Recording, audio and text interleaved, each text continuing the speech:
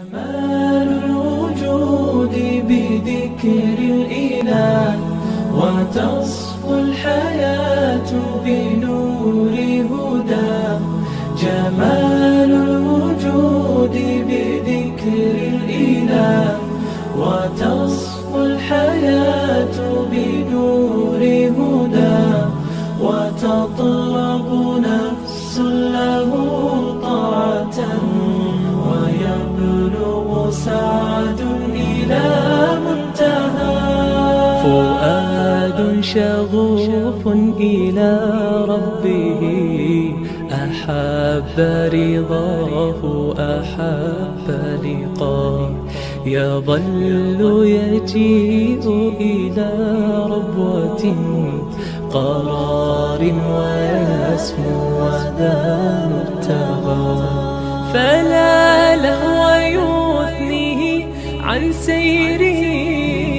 ولا جمع مال تغى الشهوات.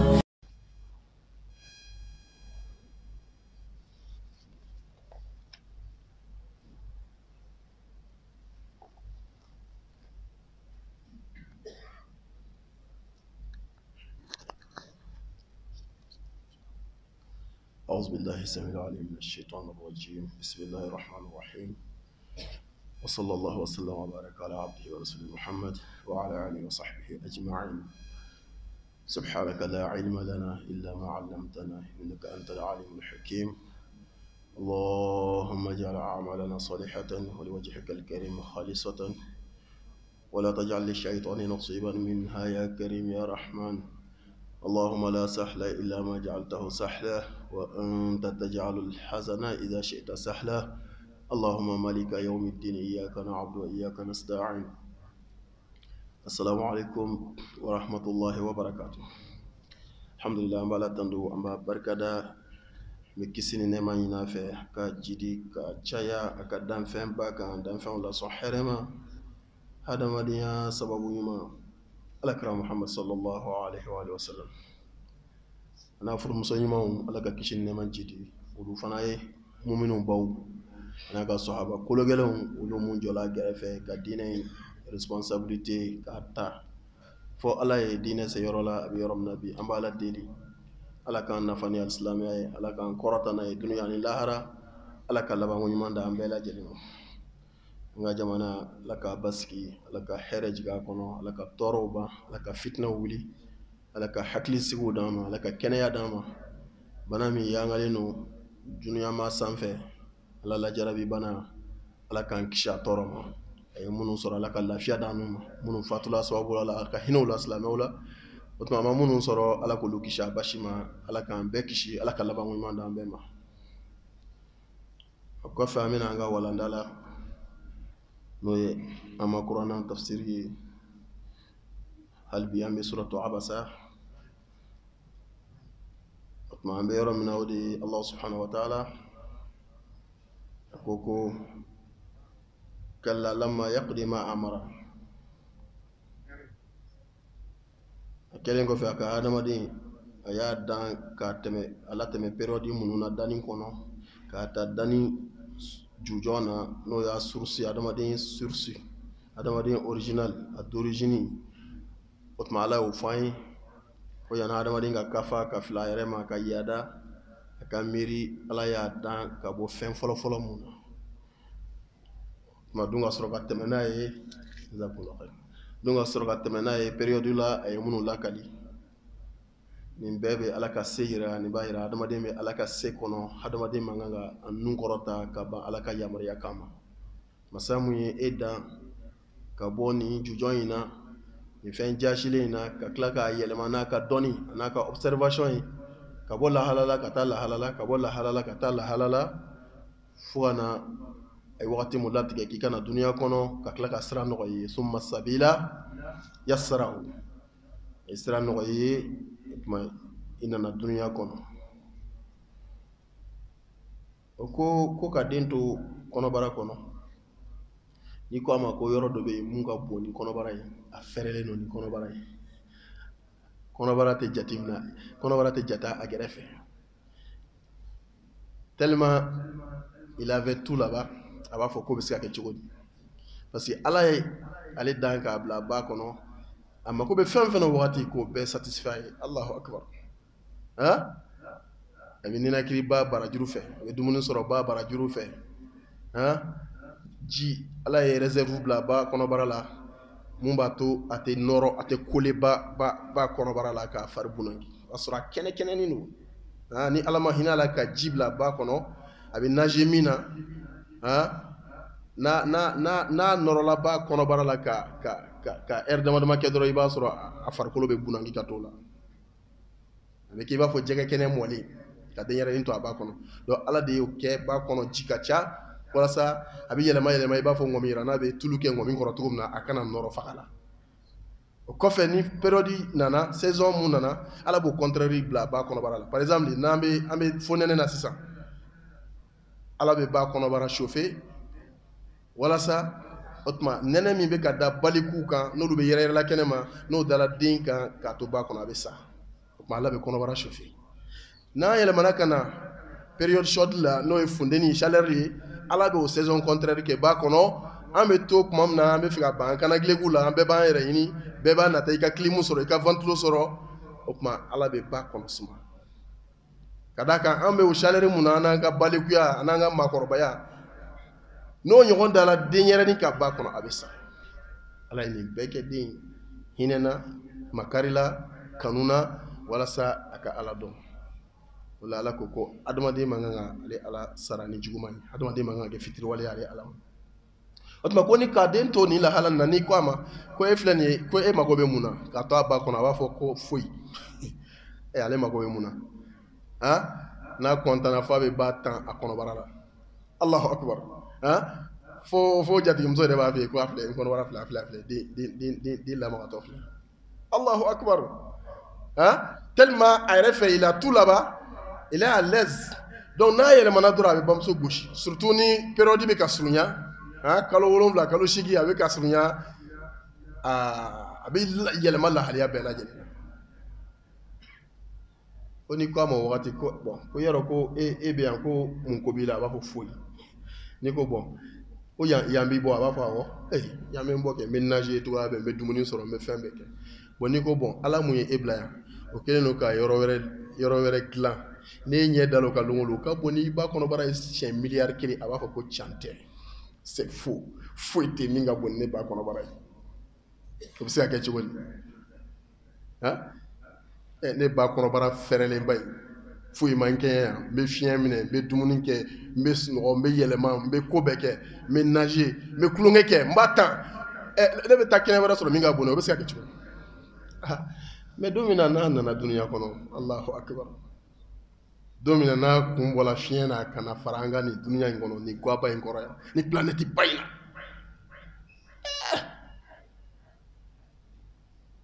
ni ko an ma o kɔfɛ ko a ka segin ka taa bamuso kɔnɔ a bɛ sɔn jamais o kuma t'a la ka sɔrɔ a tuma t'a la ko yɔrɔ bɛ yen min ka bon ni bamuso kɔnɔbara ye mais n'a nana duniya ye ka nin kɛnɛ ba in ye ka duniya ye la hawla wala quwwata illa billah a b'a fɔ ko c'est autre chose o tuma c'est fini bon bamuso kɔnɔbara o tɛ jate duniya kɔrɔ cogoya mun na duniya fana tɛ jate lahara kɔrɔ ten donc ni exemple mana di hakilima ma dɔrɔn kun min y'a to a tɛmɛna nin période bɛɛ la an bɛɛ tɛmɛna nin période la alhamdulillah o tuma kun min y'a to e nana bali nin kɛnɛba in na yan ni tuma d'a la ko fɛn wɛrɛ bɛ yen min ka bon ni bamuso kɔnɔbara ye ala ko yɔrɔ wɛrɛ bɛ yen o ka bon ni nin kɛnɛ in fana ye nin duniya in ye siɲɛ miliyɔn 1 ala ka limaniya d'an ma o la tiɲɛni yɛrɛ yɛrɛ la duniya man kan ka kɛ maa si sɔrɔ ye duniya man kan ka kɛ maa si hami la ala kɛra ka dugawu dɔ bɛ sɔrɔ sisan a b'a fɔ wala taj'ali dunya akbara hammina ala kana duniya kɛ anw ka hami dan ye kana kɛ an hami belebeleba k'o kɛ duniya ye kan'o kɛ ka d'a kan dɔwɛrɛ bɛ duniya kɔfɛ min ka bon n'a hɛrɛ ka bon ni duniya ye ala k'an kunna ja o la ala ye nin bɛɛ fɔ ka adamaden hakili jigi kana se ko a y'a dan ka bɔ lahariya min na a ka miiri o la o tuma bɛɛ bɛ o jɔna bɛɛ y'o seere bɛɛ b'o seere ma ka d'a kan o lahariya in bɛɛ b'a dɔn adamaden bɛ tɛmɛ o la à l'exception ay adamaden qualité saba min fo na ibola adamaden bebe temeni la haliya indila o kɔfɛ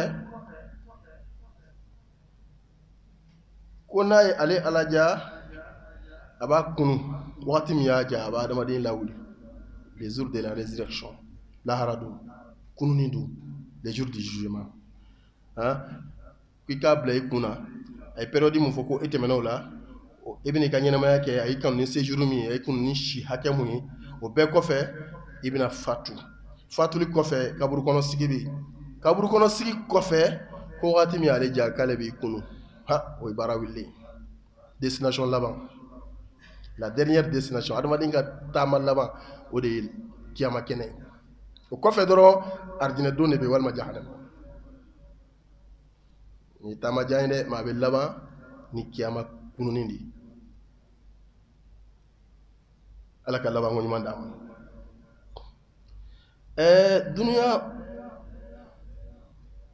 duniya wulili o sabatila danfɛn bɛɛ dusukun na fo a nana hadisa la ka fɔ jeudi o jeudi bawo lamisa o lamisa ni tile binna danfɛn bɛɛ bɛ rassembler Allahu akbar ni sabatila tellement danfɛnw sigilen don ni diɲɛ wuli ye wa fɔlɔ fana k'a bɛ wuli un vendredi donc comme sini ni bi ye jeudi lamisa ye comme sini ye vendredi ye an tun t'a dɔn vendredi kelen min don chaque jeudi soir danfɛn bɛɛ bɛ fara ɲɔgɔn kan k'u t'a dɔn ko ni diɲɛ bɛ wuli sini o kuma olu bɛɛ ka gɛrɛ ɲɔgɔn kan c'est qui se ressemble sans ça jɛgɛw bɛ fara ɲɔgɔn kan ji kɔnɔ Allahu akbar kulu kɔnɔfɛnw bɛ fara ɲɔgɔn kan fofondisikaw salakaw u bɛ fara ɲɔgɔn kan pankamanaw kɔnɔlakaw olu bɛ fara ɲɔgɔn kan waralakaw bɛ fara ɲɔgɔn kan danfɛn bɛɛ bɛ fara ɲɔgɔn kan minnu ye qualité kelen ye u bɛɛ bɛ rassembler donc o semaine ni jeudi tile binna u bɛ fara ɲɔgɔn kan k'o t'a dɔn ko ni sini juma de ye diɲɛ wuli ye Allahu akbar o b'a sɔrɔ anw bɛ girin na an bɛ business hami na an b'a la sini an ka kan ka mun kɛ an bɛ affaire miiri la o y'a ɲuman ye dɛ o ye halala ɲinina ye nin to y'a sɔrɔ kalamanci bɛ ka miiri sini ka kan ka ɲin sigi jɔn kun danfɛn tɔw bɛ ka fara ɲɔgɔn kan ko diɲɛ bɛ wuli rassemblement in bɛ yɛrɛkɛ o bɛ disperser kuma jumɛn fo n'u y'a ye tile bɔla a bɔyɔrɔ kɔrɔ la n'o ye kɔrɔ ye Allahu akbar ja hali danfɛnw bɛɛ bɛ ala ka kibaruya kalama fɛn fɛn fɔla duniya wuli ni lahara ko ninnu na danfɛnw bɛɛ b'a kalama a fali n'a saga n'a ba lamisa o lamisa ni tile binna o bɛ fara ɲɔgɔn kan ko peut-être ko sini juma de ko diɲɛ bɛ wuli parce que a fɔra ko diɲɛ bɛ wuli jumadonya fɛ wa fara ɲɔgɔn kan ye o tɛ bɔ ɲɔgɔn gɛrɛfɛ fiyewu o tɛ yɛrɛkɛ fiyewu bɛɛ tɛ taa i taayɔrɔ la fo an ka si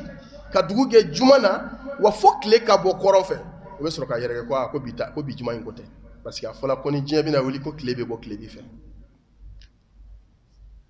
ala ka nimaniya d'an ma o tuma e adamaden e min yɛrɛ ye objectif ye e ni jinɛ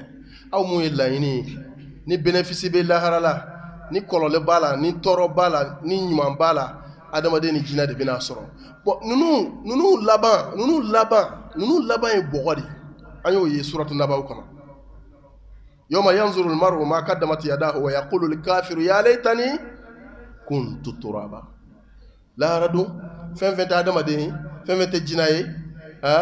n'o ye ala ye danfɛn minnu dan ka diinɛ kalifa la dugukolo kan responsabilité d'u ma o tuma danfɛn tɔ ninnu olu bɛɛ bɛ yɛlɛma ka kɛ bɔgɔ ye o bɛɛ bɛ kɛ buguri ye donc kafiri nimisabagatɔ an y'a ye suran tɛmɛlen na n'a y'a ye danfɛn ninnu ala jugé la u ni ɲɔgɔn cɛ saga gɔnma min tun ye gɔntan tɔɲɔ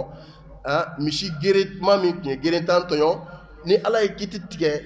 ka justice kɛ u ni ɲɔgɔn cɛ ala b'a fɔ kunu turaban o tuma aw ta banna aw ka kɛ buguri ye kafiri mana jahanama ye a dun b'a dɔn ko ale bɛna taa jahanama de kɔnɔ ka d'a kan ale ma ɲuman kɛ ala ko kafiri fana b'a fɔ ya laytani kuntu turaba hali ne yɛrɛ kan ka kɛ buguri n'i y'a ye danfɛn minnu laban ye buguri ye olu sen tɛ a jahanama n'a arijinɛ ko la lahara mais olu bɛ siran ala ɲɛ olu bɛ fara ɲɔgɔn kan ko peut-être ko diɲɛ wuli seli amu Allah belembe arjina na jahannama la belembe ka adama de munun kono itaka kan ke jima ala kan man yadama ala kan bo ayre kalama wala alako thumma idha shaa anshara ko waqti mi alija abada ma din kuno la do meleme kaburu kono de tira do be kaburu kono abe samba chama bode Allahu akbar ha kuma kaburu kono na nyene maya o fana ka kan ma da alala kadaka ibilla halala ni ala te ma shita do ni masala na kalu dama ke ni tarakabu wobe una maja ibe kulo drone non te far kulo ti ma be nyene maya la Allahu akbar ni man yatte ni croyance te hakite suwoy ni be alabulu ni be garder alabulu subhanahu wa ta'ala o be dépend ni ka here na ka toro be dépend atigi sala ka to la haliamu na kun fatula kani ala to nyogon fe ni me mara aka ardine so nema o klimu de be bo kana bla ni na ni me tabla o yoro nema le dola o sumaya no fraîcheur no o herebe ni soro fo kiyama fo ka se kiyama wilma ni fatula ka soro ajala kilenu shitana selala akela shitana sakoi akela dunuya sakoi afatula ka soro na la te nyogon fe ni mi tabla jalaki so o chaleur be boga tabla yoro mina ni mi tabla o fana la jabano souffrance no chaleur be sama yani kiyama wuli ni kiyama wuli ni ala te mate kiyama wuli wakati do ni do be herela yani kiyama wuli ni do be torola yani kiyama wuli wako ni mi be herela yani kiyama wuli ala kan be ninke we ko nintigi longolo ba fo ko ala kan ajien wuli parce que ale ta do ko arjina fana ka dini ni mi be torola yani kiyama wuli asala jalakila o kuma ka kaburu make here akela jahannama soy ni marala yorola toro be sama o nintigi ka duwo ye longolo ko ala dongodo ko ala ka jien wuli ma ta donc ni jien wili la ko min be o kofo ka jiguni kaburu kono min be here la kaburu kono o nyene ko jien o here dan o ba fo ko ala kana jien wili parce que ale la fiale ne tugum na ale ka toti fo ala kana jien wili tugu ko saba mu be toro la o nin chengo jugo o de ngo jugo ba fo ko ala ka jien wili te saka kititike ko ni mi be tayrom no kata nta ale de gula ko jugo ala kan man yadam o ala ko na c'est le niveau de là il va falloir sami'na wa ata'na anya me ala mi yanda ka sanfara wolon vladan ala e femu da mate sigo dan o kuma ala min sago ya bana no fen folo ala ko la anjena na e anso ala kira dilla ka fo e histoire de sallallahu alaihi wasallam ko mishi dop mi ka mishi bagan toro bagan ko ne madan ni kama ne dana ika fen danga mesemi koro ika nsogo dun me ibe kan ketu na ne madan o kama sahabo ko bukan yo fa ala kira sunaka afoko abokar fle abokar dalala umar dalala mon cher o te mana qualification inde voilà donc nimania o debe cew bo nyona nimania debe cew bo nyona kasro ni che ba flama kuma de ma e kuma infodro do ko mishi fana be kuma akwa wo ne dalala wo abokar fle ne adalino ala umar dalino ni strana ala nye doro abe doila ala kala isra ya dama ala isra ya jon c'est pas la peine à kaire nyefo abe do ake walila abe do akoke tugula abe do aka adama dia ke tugula abe do yelema tugula abe do aka nyenema ya fende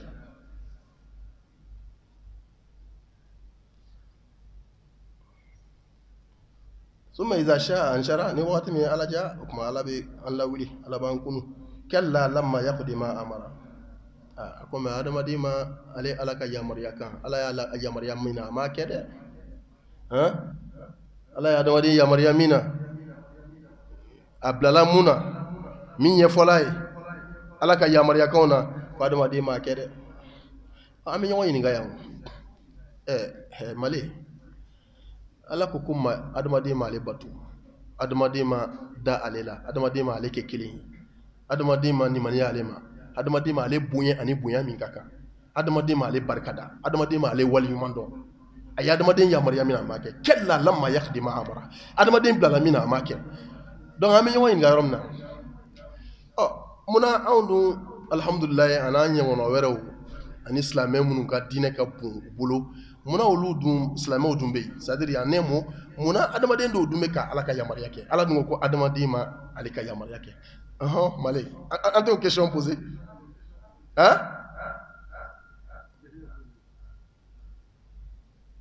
wa kɛra l'insan kafura adamaden kɛra kafiri ye bon n'ala ko adamaden kɛra kafiri ye est ce que an bɛɛ de ko wa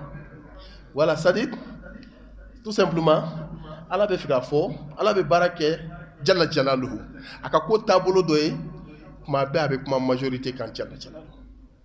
an ka nin yɔrɔ faamu n'ala ko adamaden kɛra kafiri ye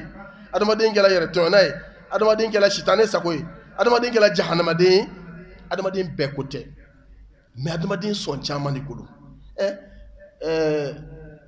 Monsieur Diakité,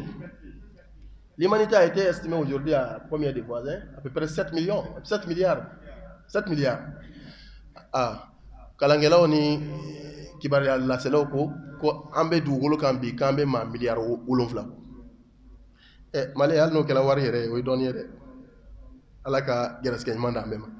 Hadama 10 milliards wolonfla o le be dugolo kan bi. Farafin fara farage kan. Mais Slamé, la gala, Slamé, tout est joli là. Un tiers à peu près. Hein? Slamé, on te met milliard kelen en donne.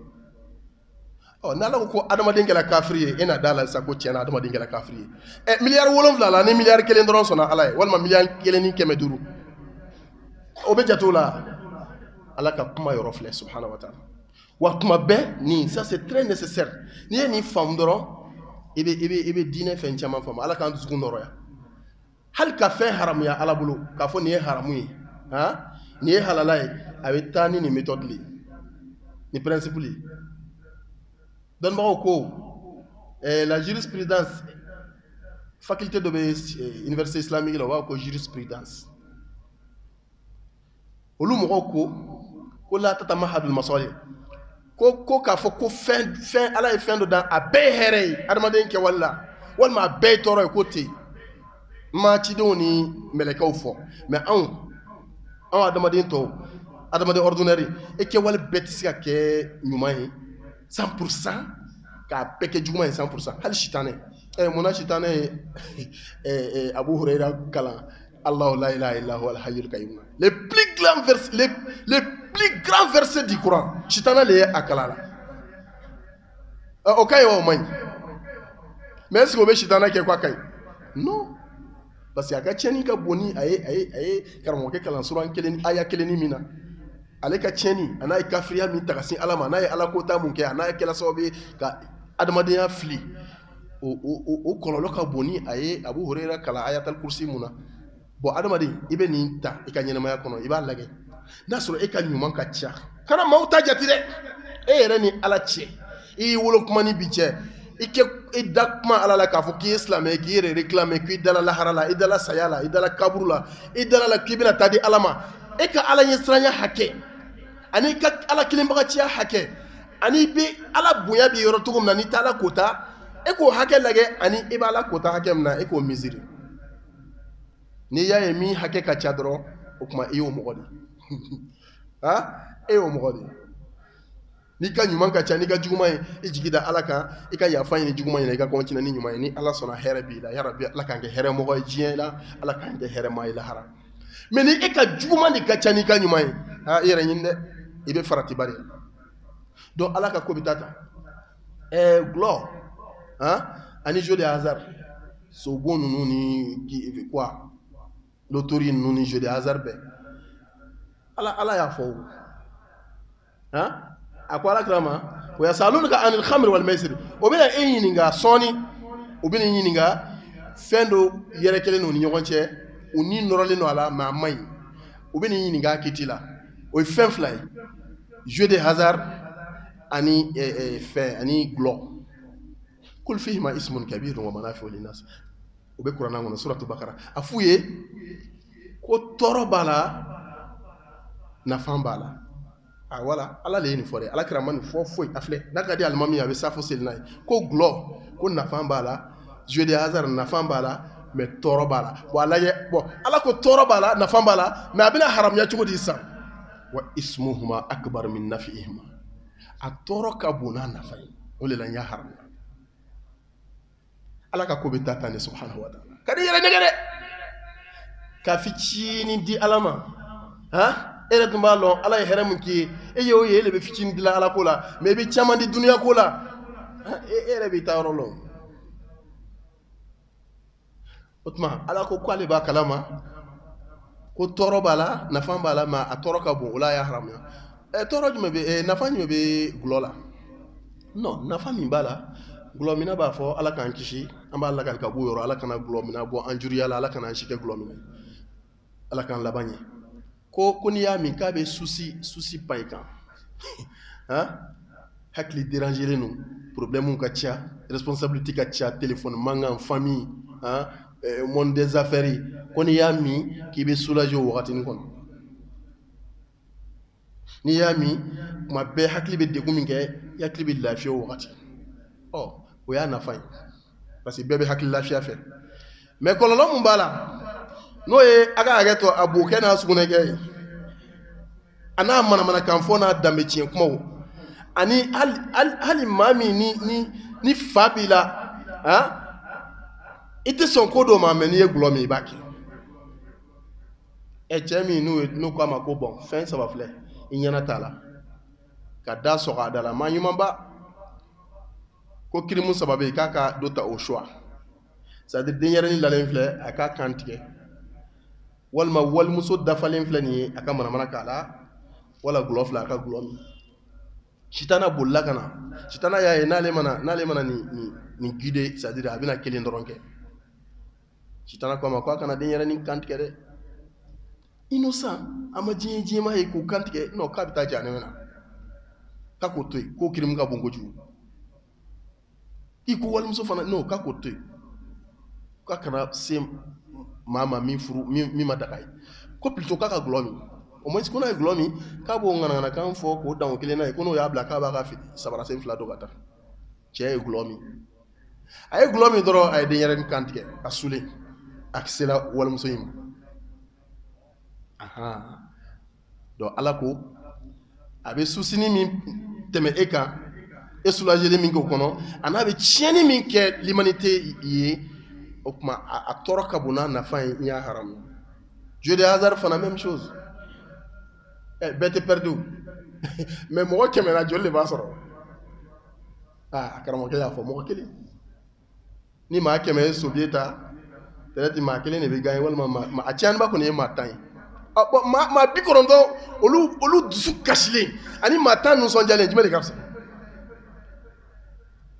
ko dɔnnibaga dɔw ko tellement n'i bɛ fɛ ka baara kɛ ni nin méthode ye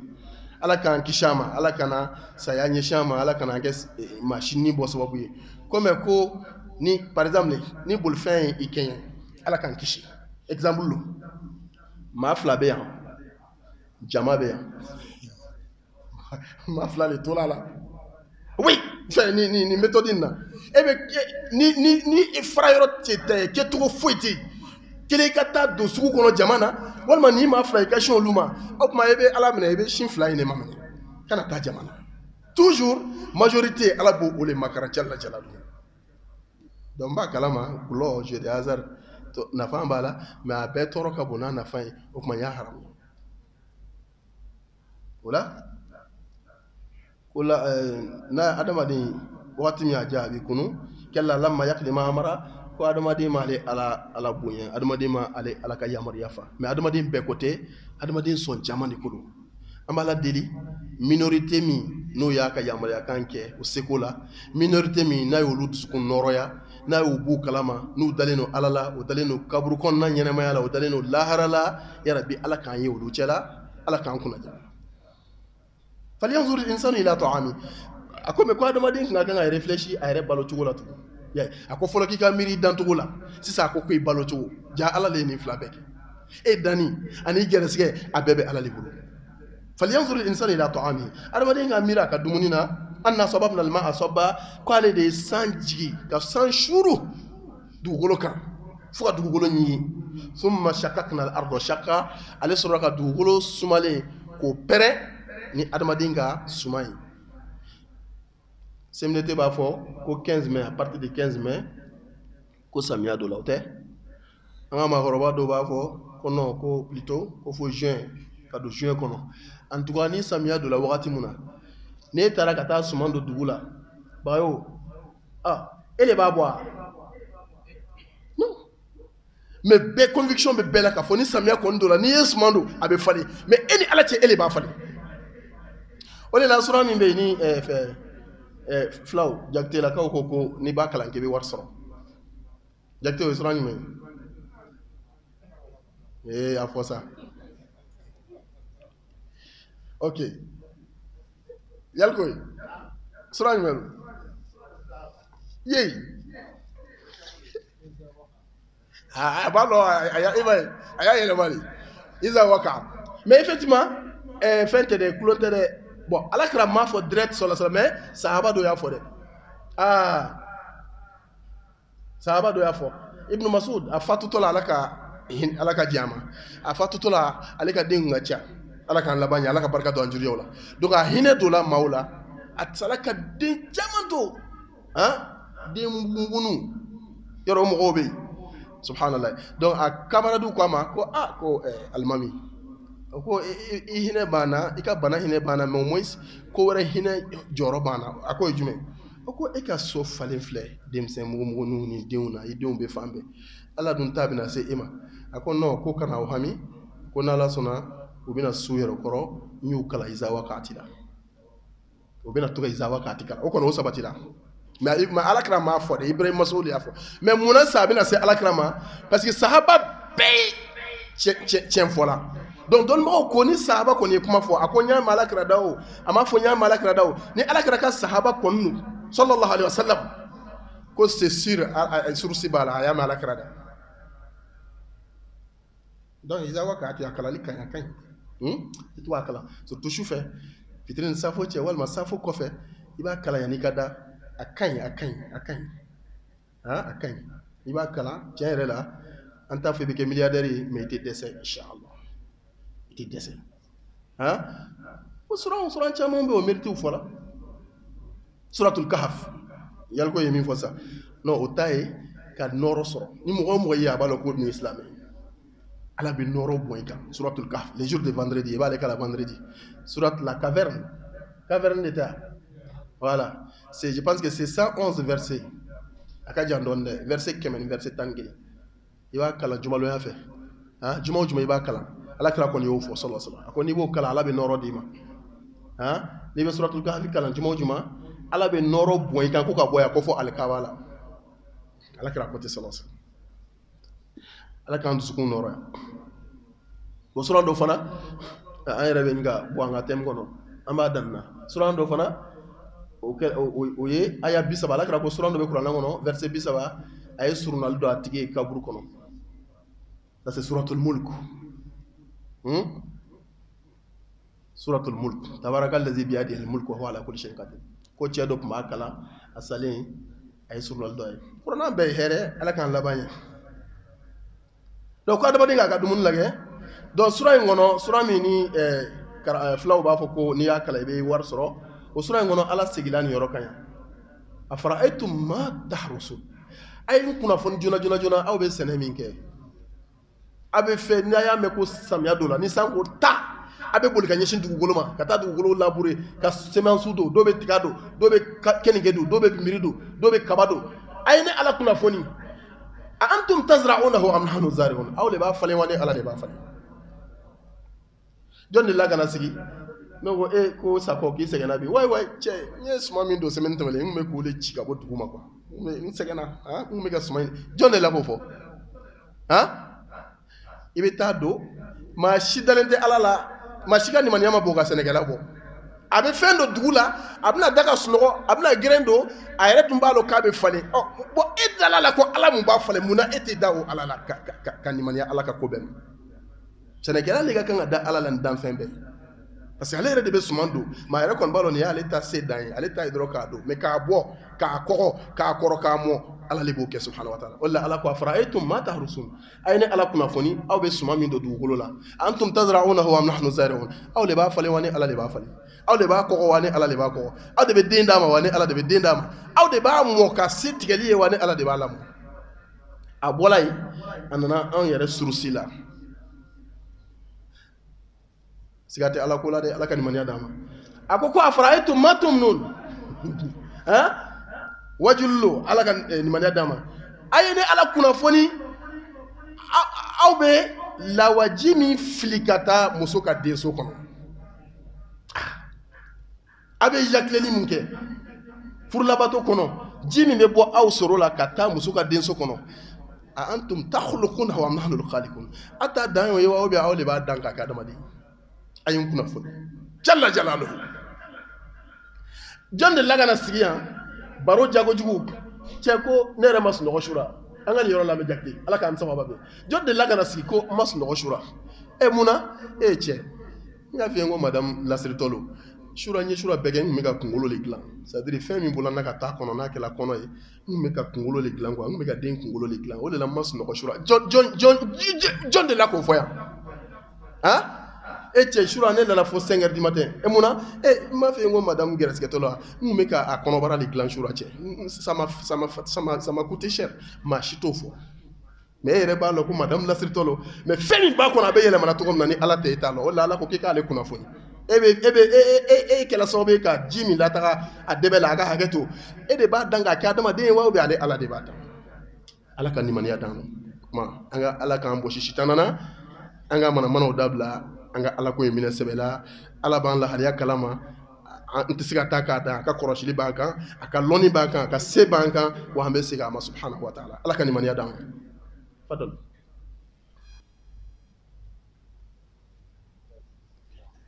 alhamdulillah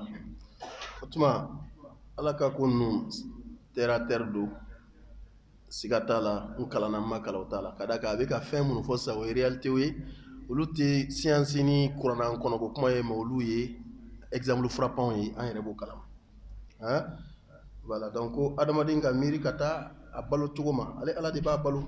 wa a ka balo bɛ bɔ sanfɛ de n'o ye sanji ye o de la a b'a fɔ wa fi samaa'i rizqukum wa ma tu'adun aw gɛrɛsigɛ bɛ sanfɛ donc n'a fɔra an gɛrɛsigɛ bɛ sanfɛ o ye sanji in de e bɛ balo fɛn jumɛn na ko min tɛ bɔ sanfɛ walima e bɛ balo fɛn jumɛn na k'o balo tɛ bɔ sanfɛ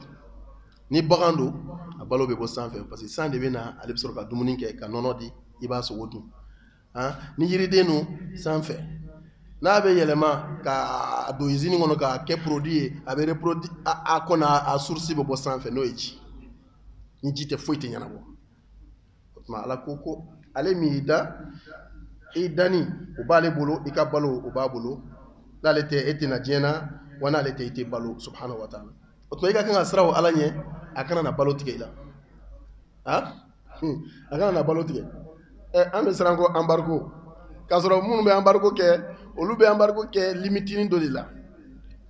mais embargo tigi yɛrɛ yɛrɛ o ye ala le ye ala k'an kisi ala ka embargo ma n'ala embargo k'i la lon o lon o don i bɛ taa kaburu kɔnɔ o don parce que n'a embargo k'i la a na fiɲɛ tigɛ i la a na ji tigɛ i la a na kɛnɛya tigɛ i la o tuma e tɛ balo o kɔ ala k'an kisi ala ka embargo ma wa foyi tɛ ala ka embargo provoquer ni ala ko ta tɛ o la ala kotɔlaw n'i y'o ye yɔrɔ o yɔrɔ o minɛ o tɛgɛ ma ala kota o de bɛ na ni kɔlɔlɔ ye ka se bɛɛ lajɛlen ma ala kira ko ala kota misali bɛ i b'a fɔ maa minnu dɔw bɛ kulun sanfɛ dɔw b'a duguma u bɛ ka voyager ni minɔgɔ ye dugumamaw sɔrɔ o le don k'a fɔ sanfɛmaw ma ko a ye ji soli ka d'an ma non olu nana fɔ k'an ka raccourci kɛ comme anw bɛ duguma déjà k'an ka wo bɔ kurun na an ka wo bɔ a la o tuma ni an mago bɛ ji min na an ka sin k'an ka besoin ta yanni an ka sanfɛmɔgɔw tɔɔrɔ ala kira ko ni sanfɛma ninnu y'u to yen n'u ye wo bɔ kurun na u bɛɛ bɛ halaki mais n'u patientela ka to duguma u ka besoin k'o ɲini sanfɛmaw k'a ta ka d'u ma ko n'ala sɔnna u bɛ se u ka destination ma donc adamadenw bɛɛ bɛ ten ala kotalaw ni ala kotabalo bɛ ten ala kotala n'i y'a ye k'a to yen ko i ka sira tɛ ko e b'i ka ala ko la e b'i ka misiri taga la ko bɛɛ n'i kunkolo ni ala ko k'a bɛ gosili kɛ don o don a b'aw bɛɛ sɔrɔ ala kira ko sallallahu alaihi wa sallam ko ni diɲɛ laban sera ko masakɛ jugu dɔ bɛna wuli ka armu wuli ka ɲɛsin alikaba ma i n'a fɔ Abraha ta ye min kɛ alam tara keifa jigila circonstance min na n'Ala y'an bala an bɛna s'a ma ko o masakɛ jugu dɔ o ɲɔgɔnna diɲɛ laban na k'o fana bɛna na jama former militaires former k'u bɛ taa alikaba ci ko Ala b'o to yen fo ka taa se Bayida ye espace yanni ka se Maka ma espace ba n'u sera yen o b'a sɔrɔ u ka armée fɔlɔ a n'a laban a bɛɛ bɛ espace nin kɔnɔ ko Ala b'a fɔ dugukolo ye k'a ka o kunu quoi dugukolo bɛ fara n'u ye k'o halaki an b'a Aisha ko Alakira ma sallallahu alaihi wasallam ko Bayida k'o don est-ce que militaires dɔrɔn de bɛ kɛ espace in kɔnɔ parce que Bayida ye yɔrɔ ye voyageurs bɛ tɛmɛ a la dɔw bɛ tɛmɛ dɔw yɛrɛ bɛ se ka to yen kungo kɔnɔ sɛnɛ ni fɛnw kama yiri plantation kama o tuma ni Bayida ni Ala ko Bayida espace bɛɛ ka halaki kɛlɛden ninnu halaki les innocents maa minnu bɛ yen n'olu tɛ alikaba kɛlɛlaw ye n'olu ye maa gansan wɛrɛw ye sɛnɛkɛlaw ni voyageurs ni passage Alakira ko k'a bɛɛ bɛ halaki sallallahu alaihi wasallam ko lahara Ala b'u bɔ ɲɔgɔn na a bɛ bɛɛ juger i ta cogo la mais a bɛɛ kɔni bɛ halaki donc ninnu ye exemple baw de min b'a jira Ala ko tala ninnu an ka Ala deli Ala k'an n'u kanda ni Ala ko ta sera yɔrɔ dɔ la an bɛ ka ɲɔgɔn balancer nin ka ɲi kosɛbɛ halisa Ala minnu bɛ Ala sago kɛ Ala k'olu caya ka tɛmɛ Ala kotalaw kan misiritagalaw wajulikɛlaw diinɛ laselaw kutubakɛlaw mun b'a fɔ a ye nin kɛ nin ka di Ala ye ani mun b'a lamɛn Ala k'olu caya ka tɛmɛ minnu bɛ Ala kota n'o kɛla an bɛ to sutura kɔnɔ mais ni Ala kota cayala ni balawu nana an bɛɛ de bɛ halaki Ala k'an kisi a ma parce que Ala kira filɛ k'o de fɔ ni cɛ in n'a ka kɛlɛdenw Ala bɛna fɔ ko dugukolo k'u halaki an b'a Aisha ko dugukolo b'olu dɔrɔn de halaki wa walima hali maa wɛrɛ mun bɛ Ala kira ko hali ni maa min tɛmɛtɔlo ka taa ka foro la a bɛ halaki a don Allahu akbar Ala kota man ɲi dɛ Ala k'an kisi a ma donc o la Ala ko adamaden i k'i source lajɛ ale de y'i dan k'i yɛlɛma fo ka n'i kɔgɔ o kɔfɛ i ka balo fana a bɛɛ bɛ bɔ Ala de yɔrɔ ale ye san jigi ka dugukolo sɔn e sɔrɔla ka suman don a la Ala sɔrɔla k'a ci ka o tuma falenfɛnw bɔ ka kɛ e ka balo ye i ka balo o bɛɛ bɛ bɔ masa min yɔrɔ e bɛ mun wɛrɛ kɔ e min yɛrɛ dan e min ka balo dilan tigɛkisɛ den kelen yali ko ye tigɛkisɛ den kelen ko n'i ye diɲɛ bɛɛ bila k'o ka tigɛkisɛ den kelen dilan o tɛ se tigɛkisɛ den kelen un morceau d'arachide Allahu akbar Ala fɔrɔlen don dɛ mais an bɛ so jɔ an bɛ avion dilan an bɛ immeuble dilan mais e ka tigɛkisɛ den kelen dɔrɔn e ka mɔgɔ yira min b'a dilan n m'a fɔ k'a fabriquer k'a yɛlɛma k'a bonya walima k'a kɛ a bɛ 40 jours kɛ walima 20 jours mais ka tiga yɛrɛ dilan k'a fɔ non nin tɛ Ala ta ye ninnu yɛrɛ de ye tigɛkisɛ dilan a tɛ yen sɔkisɛ den kelen maa si tɛ se k'a dilan o tuma an ka siran Ala ɲɛ Ala ka nimaniya d'an ma Ala k'an nafa n'ale kuranɛ ye kuranɛ nɔrɔ a n'a barika Ala k'a d'an ma Ala k'an kanda Ala k'an bɔ an yɛrɛ kalama Ala k'an bɔ sitanana na Ala kana duniya don an dusukun kɔnɔ Ala kana duniya don an dusukun kɔnɔ ni duniya donna dusukun kɔnɔ dɔrɔn dusukun bɛ fiɲɛ an ka silamɛ minnu fatula Ala ka hinɛ u la Ala ka yafa u ma hali bi bana in an bɛ dugawu kɛ an bɛ kuma kun cɛ ni min ye salon bana in déclenché wagati walima ka kɔn kalo damadama ye an ye Ala kira ka solution fɔ ɲɔgɔn ye sallallahu alaihi wasallam wallahi o de ye solution ye dugawu Ala kira sallallahu alaihi wasallam a ye dugawu fɔ min bɛ bana ninnu n'a ɲɔgɔnnaw bɛɛ dégager Allahumma inni a'udhu bika min al-baras wal junun wal juzam wa min sayyi al-asqam je pense que frère caman y'a ci ɲɔgɔn ma a bɛ maaw ka audio ni fɛnw na an ka segin dugawu ma a man jan Allahumma Ala inni a'udhu bika n bɛ tanga ɲini e Ala fɛ min al-baras ka bɔ faricɛnbana ma barasu le min bɛ mɔgɔ fari bɛɛ cɛncɛn n'i y'a ye fo allergie b'i sɔrɔ kabaw ni kunsi bɛɛ bɛ bɔn fari bɛ wula yɔrɔ tigɛ wa wal juzam ani kuna ɲɔnzɔn tigɛ banaw wal junun ani fa la folie wa sayyi al-asqam Ala ani bana silɔnbali tɔ fɛn fɛn n'an t'a tɔgɔ lɔn n'a bɛ na Ala an kisi a bɛɛ ma corona t'o kɔnɔ hali fɛn min tɛ corona ye sisan a bɛɛ bɛ nin kɔnɔ parce que a ye bana damadama ta a tɔgɔ ma a nana kuma tɔ kɛ ni jumɛn ye ko bana silɔnbali tɔ bɛɛ Ala k'an kisi a ma e bɛ nin to yen ka taa mun wɛrɛ kɛ an b'a fɔ i kana fɛn tɔgɔ i kana masque fɛn i kana protège kɛ i kana mesure ninnu kɛ mais a source min bɛ kisi yɛrɛ o ye Ala le ye wa o dugawu de filɛ nin ye o kɔfɛ wagati sela dugawu wɛrɛ bɛ yen بسم الله الذي لا يضر مع اسمه شيء في الارض ولا في السماء وهو السميع العليم ابن فوشيان سبا كليفه ابن فوشيان سبا ولافه شو مانتورو انا بنجو على بكشاما كلي مانتورو انا بنجو على بكشاما ابن موركو